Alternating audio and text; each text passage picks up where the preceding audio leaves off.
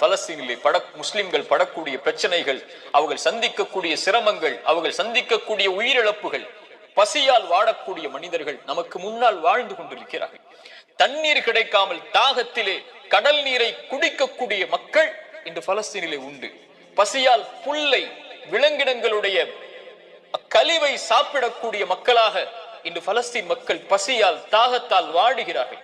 மனைவி இல்லை, குழந்தைகள் இல்லை, கணவன் இல்லை, உறவுகள் இல்லை. ஒரு கடைக்கு சென்று திரும்பி வந்த பெண்ணுக்கு குடும்பம் முழுக்க மண்ணில் புதைந்திருக்கிறது.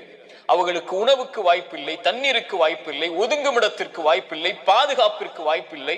அவர்கள் தொழுவதற்கு மஸ்ஜிதுகள் இல்லை பலஸ்தீனில்.